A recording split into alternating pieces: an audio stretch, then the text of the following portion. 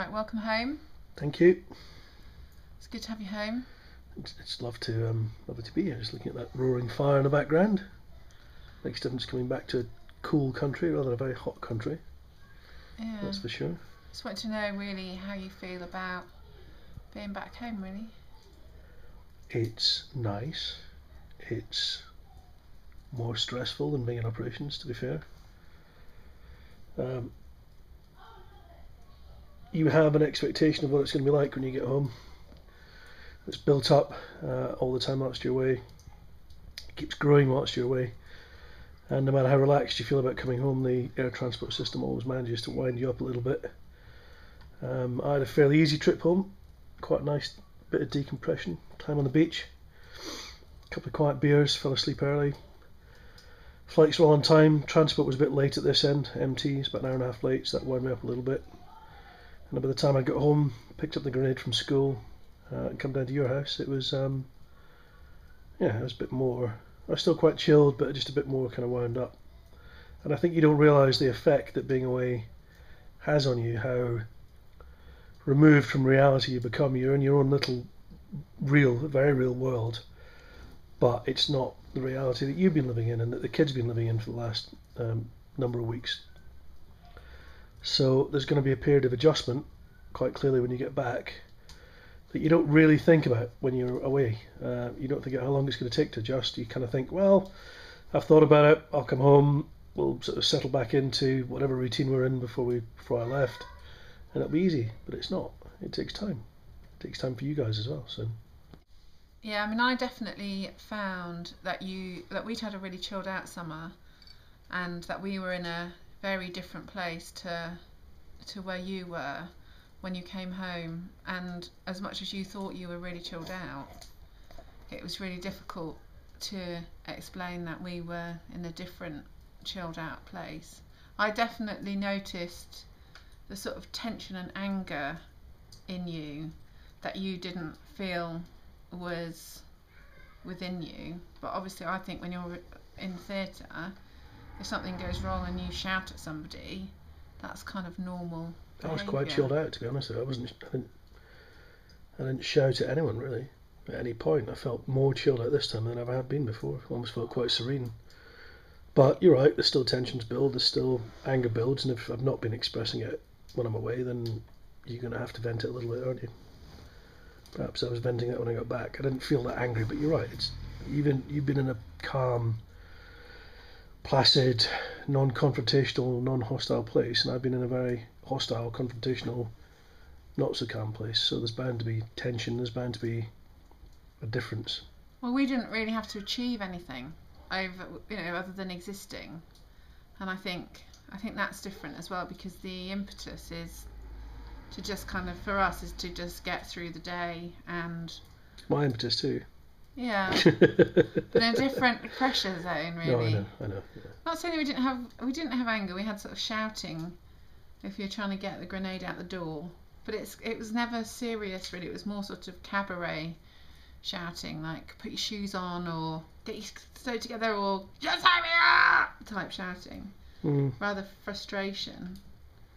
But I think also the thing I've noticed as well is that kind of OCD-ness is still, that you are definitely much more particular because of, I think, of living in that routine environment. Well, it's an absolute routine.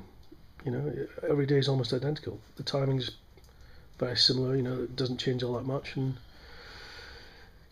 one gets into routine, and again, you've got to break that routine when you get back. It's more difficult, but I think I only raised my voice once in all the time I was away, so it's not like I've been in a shouty environment, but I've been in a stressful environment, that's for sure. And a structured environment. Very structured, yeah. A command and control environment, where you had, on some level, command and control. I was in charge, yeah. And my train set. Yeah. And you're not in charge here. Everyone listened when I talk. Yeah. Unlike now. Yeah. And we're not in a command and control situation, really, as much as we'd like to be. We're not. I think it fades with time, to be honest with you. Yeah, I think some time it does. off now will make me chill. Some time doing different things at work will hopefully make me chill. I've seen it. Yeah, I've seen it. happen quicker this time, I think, than the last few times as well. I think you've come down quicker. Do you know what? I think I was mega cynical about Decompression as well, and I think it works. I think it was enjoyable. It was done. It was delivered very well. It was a good bunch of guys. It wasn't what I expected. People shouting at you saying, "Right, lie down now, sleep, enjoy, have fun." It was kind of, okay guys, we've got this and this on offer. Do what you want. Transport's this time. This is the next event. Crack on, relax, enjoy yourself. And I think that is a refreshing change from what we were all expecting, and has made me a lot less cynical about the whole process. So I think it does help give you that 24 hours of decompression, readjustment to a normal life, what it's like to be not in that place doing what we do. It definitely works. I think anyone who is cynical about it, they need to not be. I think as well that it's really difficult, because on some level you need to adjust when you come back, and yet everybody wants a piece of you when you come back as well, because they haven't, like, the kids want to just cover you constantly and don't want to let you go, and everyone wants to suffocate you.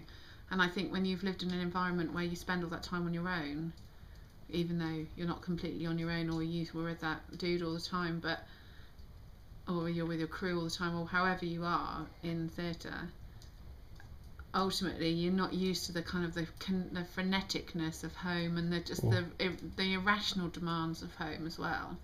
Like the constant questioning and the questions that are very random that the children give, and I think that is quite stressful, because it's quite suffocating. And also I'm quite, I've had it, even though we've been really chilled over the summer, I definitely found it really stressful, especially when the cab got shut down. That was really stressful for me. And then I think it just sort of hit home that it's really dangerous what you're doing, and that you sort of hold your breath until you come back, and there's just adds this sort of pressure. And I didn't realise until you'd come back how stressed I was, because I didn't feel like I was really stressed when you're away, but I feel like just relieved, and I just don't feel quite as stressed now as I did, so which means I must have been stressed, I just didn't realise it. Some amount of irony in that. Yeah. But it's good that you're back safe. And it is genuinely nice to be back, to be fair. What's it like adjusting to the new climate? Well, having a real fire going clearly in September is interesting. It's definitely cooler. But do you know, one thing that always makes me smile is when that plane breaks cloud, as it invariably does coming into Macnaughton. It's always cloudy, it's always raining. Every time I come back from wherever I've been, it's always raining for some reason, but that means it's green, and it's the first time you get a real, your entire field of vision is filled with green, bright green, and that always makes me smile. And when as soon as the wheels bump down, it's like, okay, that's it, it's over, it's done, I'm back now. I think until the wheels actually touch down at Bryce, you're not finished, you're not home.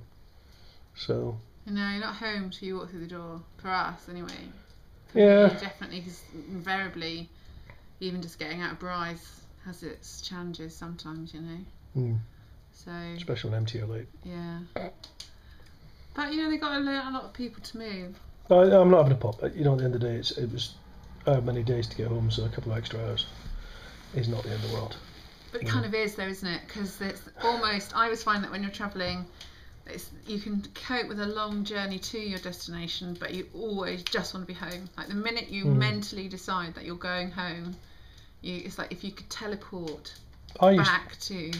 I used to go through it. There's a couple of times I've been away where, when my replacements arrived and I've handed over, I've come down with man flu. Yeah. Just because you've been hanging on and hanging on and hanging on, you're exhausted, you don't know it, and then you let go, you kind of relax because you handed over, and then down you go. Yeah. But this time it wasn't like that, actually. No. But yeah. I haven't had flu. I haven't come down with the flu yet. I haven't hit that sort of low. There is that kind of like holding your breath, and it's because you've got these stunning real fires in your house, and yeah, it is because of that. To be fair. Excellent.